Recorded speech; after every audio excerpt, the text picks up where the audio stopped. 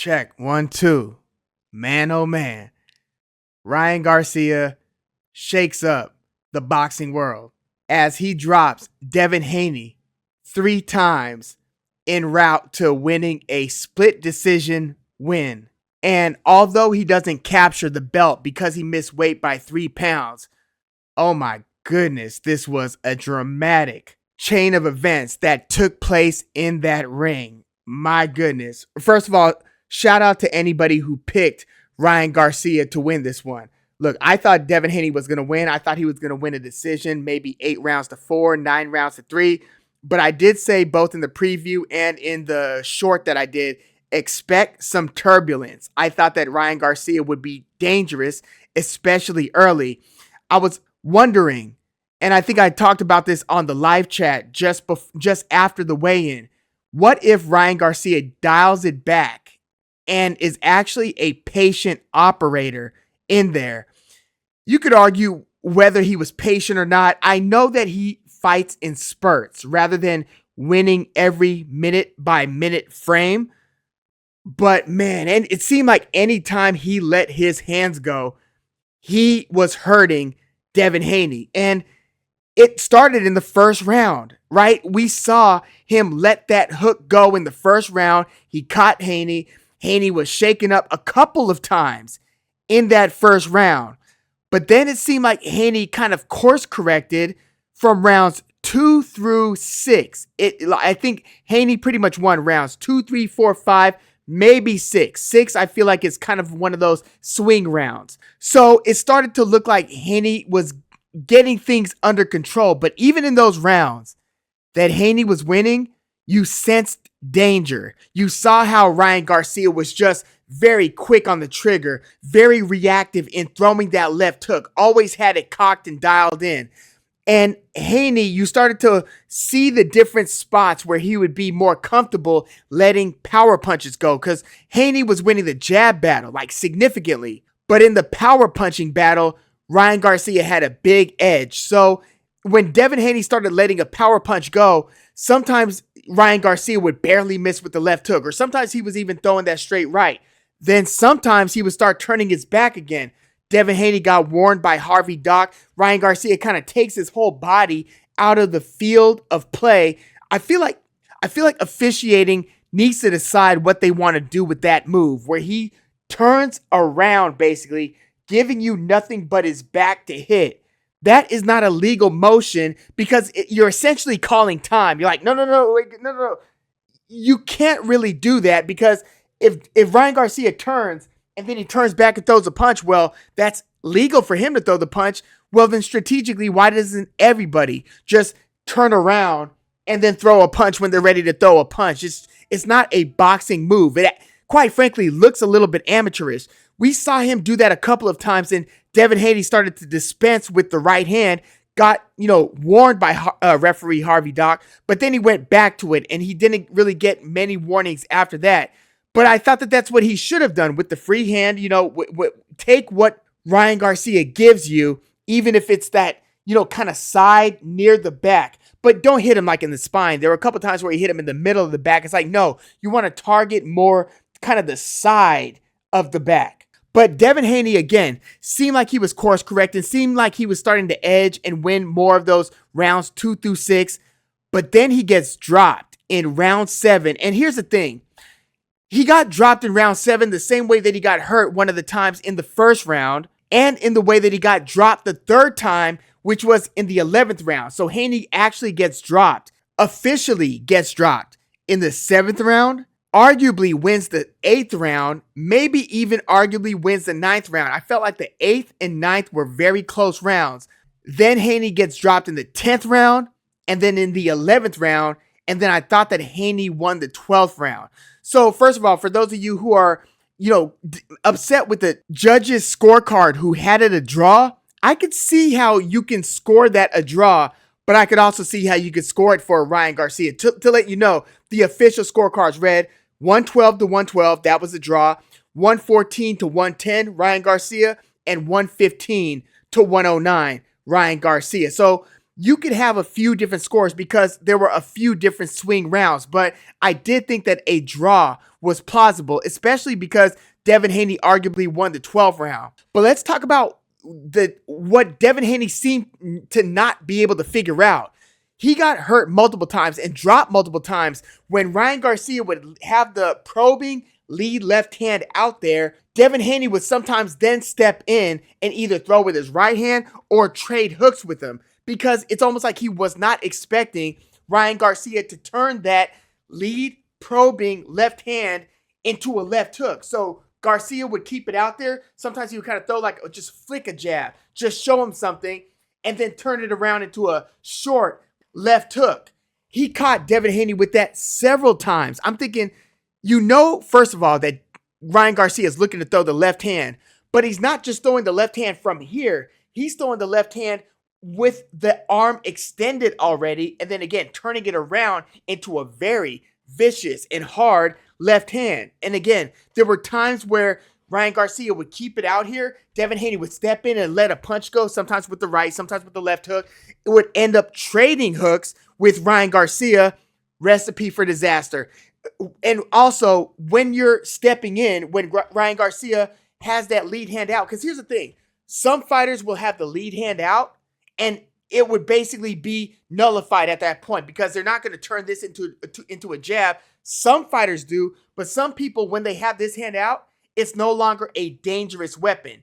You just have to worry about their backhand. By the way, in the UFC main event in that recent 300 card, Alex Pereira knocked out Jamal Hill by turning a probing lead hand into a short uppercut. Sealed the deal. End of the night. Ryan Garcia, again, was keeping the lead hand out and would turn that extended lead hand into a hook. So again, Ryan Garcia is not only dangerous when it's back here, but also when it's out here. I feel like Devin Haney just repeatedly would mess up on that.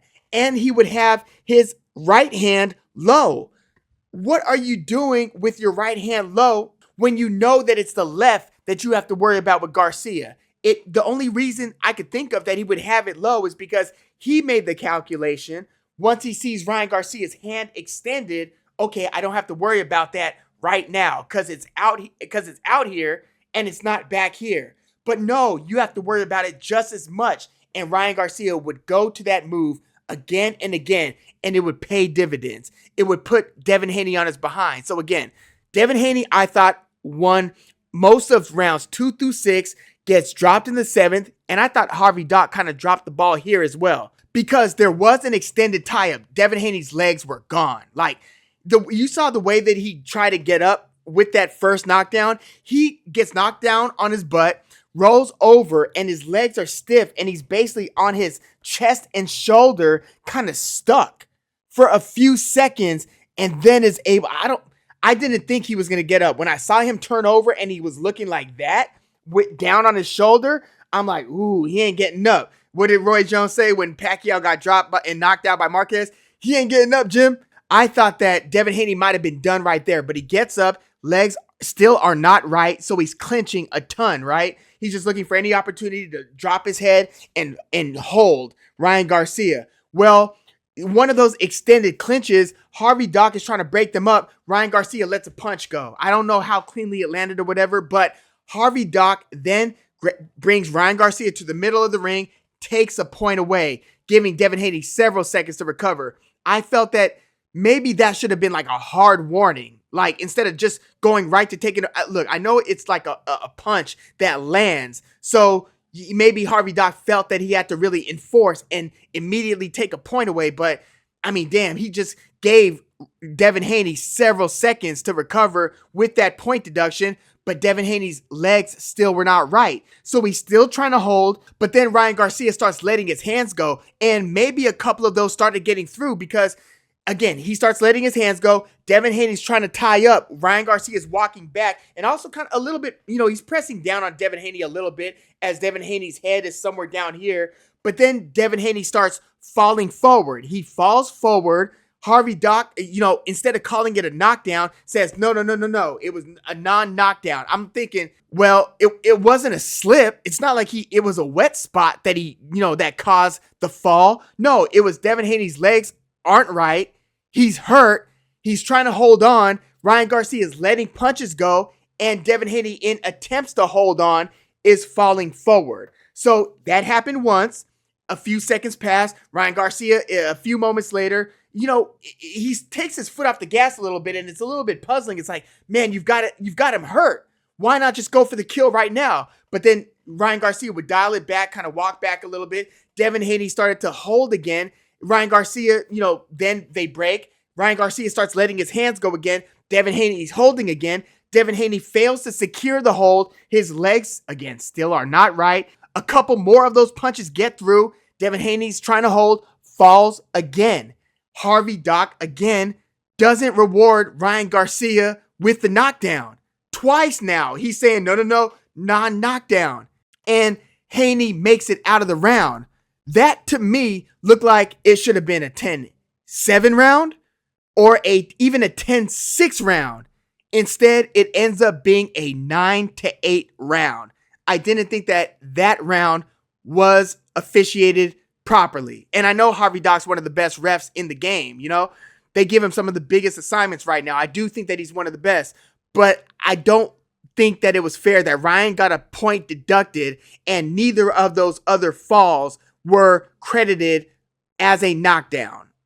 I didn't like that. So then after that, Devin Haney, has a spirited, rally in the following round. You could argue who won that round. Same thing with the 9th round. I thought maybe Haney won the 9th I thought that you could split those 2 rounds. Some might have given both to Haney. But then in the 10th round, Ryan Garcia lets his hands go again, backs Haney up into the ropes, hurts Haney again, drops Haney again. That is an official knockdown. Haney gets up. This time he's bloodied up. He has a rough rest of the round. 11th round, he ends up getting hit with a straight right. Then he tries to throw a hook, ends up trading hooks with Ryan. And by the way, this was another instance where after Ryan throws a punch, Ryan puts that left lead hand out there, turns that left lead hand as it's extended and kind of probing, turns it into another hook. Haney throws a hook at the same time, so they trade hooks. He drops Haney again. And now that is officially the 3rd knockdown of the fight. I mean, damn, you want to talk about dramatics. And then in the 12th round, I thought Haney arguably won the 12th. Now, granted, I thought Ryan kind of took the 12th off. He was showboating, moving around the ring. By this point, the crowd everybody's just stunned. The viewers are just like, oh my God, Ryan's dancing by this point. By the way, with a couple of those knockdowns, Ryan's like celebrating. He's jumping up on the turnbuckle, raising his hand. Ryan he's a wild man. You know what I'm saying? He's a wild dude. He is.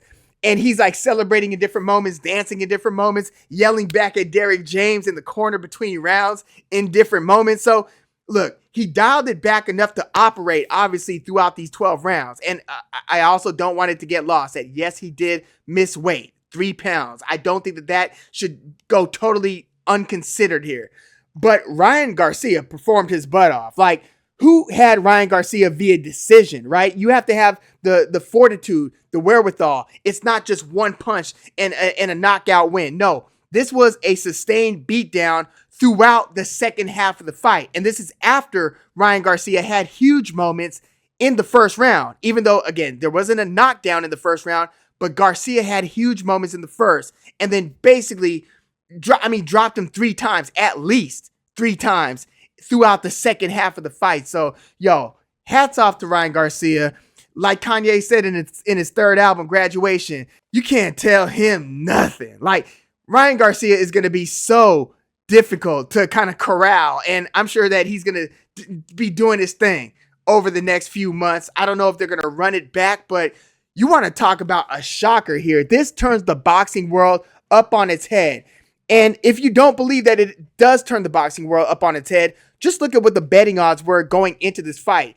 I always say, when in doubt, when all else fails and you don't remember how a fight was perceived going into the fight, before the fight takes place, because there's always that Monday morning quarterbacking, 2020 hindsight vision, look at what the odds were going into the fight. That will tell you what the public was thinking. Just like Dimitri Bivol was a big underdog going into that fight with Canelo. Ryan Garcia was like a plus 500 or a plus 600 going into this fight with Haney. Haney was like a minus 800, like an 8-1 favorite. So, Ryan Garcia showed out. And a lot of people are saying this is terrible for boxing. In a sense, look, because he missed weight, yes, it does. It sets a bad precedent because who's to say that people going forward won't strategically, and not to say that that has never happened in the past. And I don't know if it was strategic or if Garcia tried to lose the weight and just couldn't. I don't know what went into him missing weight. I know that people in the past have strategically tried to miss weight so they could come in the much bigger fighter. And Garcia did look very big in the ring, but this was a big upset. Look, even those of us who knew how talented Ryan Garcia is, like, that was never the question. The question was the temperament, the discipline, the commitment, all of those other things, the intangibles. Well, Garcia just showed out in the brightest of lights. And you want to talk about a redemption. Like, again, like, his reputation isn't totally restored. He's still seen as being a total wild card. I personally think that he does have some mental health issues. Maybe this will put a Band-Aid on that for the moment. But I mean, stay tuned. There were a lot of things that were said and a lot of behaviors that I still find very disturbing and troubling. And I hope that look, I know he just got paid a grip, even with forking over at least $1.5 million over to Team Haney for missing weight. But Ryan Garcia just bought his career a new lease on life here. Like, his popularity will have never been bigger. This is as big as Ryan Garcia has ever been. This was a huge win. I mean, Devin Haney was in most people's top 5, top 6s, pound for pound in the sport. Somewhere between top 5, top 7. Devin Haney did do the post-fight interview, and he was, he congratulated Ryan. He said, he fell asleep and he got caught with big shots. I'm thinking, like, but damn, like, you got caught with essentially the same style of shot, like, a few different times throughout the fight. And I don't, look, his legs I thought were, like, bad after round 1, but it's, again, seemed like he had corrected the ship after that first official knockdown when he rolled over and was on a shoulder. I don't know if his legs ever truly recovered because he started getting battered. And if he did win any rounds after that point, like I said, I thought he might have won the 12th, thought he won either the 8th or the 9th. If he won any of those rounds, it wasn't because he was doing a lot to dominate the rounds. These were rounds that he would have eked out. And it was interesting because after some of Ryan Garcia's biggest moments in the ring, he would then kind of shell up, let Devin Haney, throw a left hook. And by the way, there are safe times to throw a left hook against Ryan Garcia. And then there are clearly non-safe times to throw a left hook at Ryan Garcia, or to even take your right hand anywhere away from right here. This is where the right hand needs to be for much of the fight against Ryan Garcia. But it just seemed like anytime Ryan Garcia asserted himself, started opening up, that, I mean, yes, he did whiff with a few sweeping left hooks, but when he started putting like 3 to 4 punches together, he started knocking Haney upside the head and knocking his equilibrium off and putting him in danger time and time and time again. But then you would see him take the foot off the gas, and sometimes he would look like he wasn't even in position to punch. Devin Haney would get like a hook off and then start teeing off on the body, and you would see Ryan Garcia looking like he's shelling up and just shying away. I'm thinking, is Ryan Garcia starting to wilt? Is he himself pretty beaten up and hurt right now? Like, is Devin Haney gonna pull off a stoppage win? I was thinking this even in the late rounds, even after Devin Haney was dropped multiple times. I'm thinking, damn, is Ryan Garcia that hurt to where he's not only not letting punches go throughout, for several seconds, but he's even kind of moving away in a way that looks like he's hurt and not just tired. So this obviously turned out to be a very interesting, exciting, dramatic fight. And look, this is the theater of the unexpected. You know what I'm saying? Like, dreams were shattered. Literally, the dream, Devin Haney, was shattered in this fight. Like, I can't wait to hear, what's Bill Haney got to say? And do they run it back? Is there going to be an immediate rematch? And if there is an immediate rematch, will it be for the now vacant 140-pound title? Because Devin Haney ain't the champ anymore. Ryan Garcia couldn't win the belt. Nobody is currently the WBC 140-pound champion. So if they run it back, will that title be on the line? And man, if they run it back, so much pressure is now on Devin Haney, because not only did Ryan Garcia have the reputation of being at least Devin Haney's equal as an amateur, right? At least with their head-to-head competitions. But now he's got this win that, yes, it was a split decision win, but it feels like a knockout, right? It feels like a stoppage win, just with how dramatic it was, how damaged Devin Haney seemed throughout much of the fight. It feels like it was a knockout victory. I mean, damn. And we've seen decision wins that feel like stoppages because of how the fight played out. But, like, is Devin Haney even okay and well enough to get right back in the ring and fight Ryan Garcia? It's not like this was like a one shot. Oh, he caught him with one punch and that was it. And it wasn't like a controversial, decision where neither guy got hurt badly. No, Devin Haney got hurt badly a few times in this fight, to the point where I don't even know, and maybe I'm overthinking this or exaggerating a bit, but I don't know that he's not damaged goods going forward. This was one of those kinds of beatdowns where you see his legs stiffen through several times, him getting hit upside the head. Again, rewatch how he got up from that first official knockdown.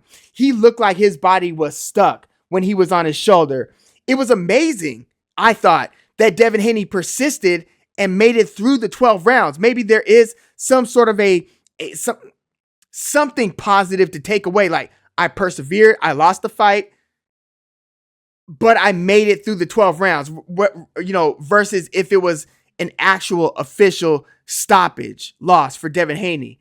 But yeah, is he going to be well enough to make his next fight against Ryan Garcia in like a few months? I'm almost thinking this is one of those beatings where you need to take some time off. And look, I don't know. His chin had questions. And look, I had kind of relinquished a lot of those questions because that Linares fight was a long time ago, right? So I wasn't looking at Devin Haney as being super chinny. But now everybody who fights Devin Haney is going to view him as, hey, if I hit this guy, he might get rocked, wobbled, even dropped. And reputation-wise, now it's going to take a long time for Devin Haney to shake the reputation of having some chin issues. Even though, look, most of it wasn't even chin. It was a lot of side of the head, really. But Ryan Garcia can't put anybody down. In and around his weight classes, he could drop anybody. But Devin Haney happened to be the unfortunate victim in this case, and he got dropped 3 times officially. So, I mean, you want to talk about a swing in momentum when it comes to reputation. All of a sudden, Devin Haney's next fight might be a must-win victory, and Ryan Garcia is now one of the biggest names.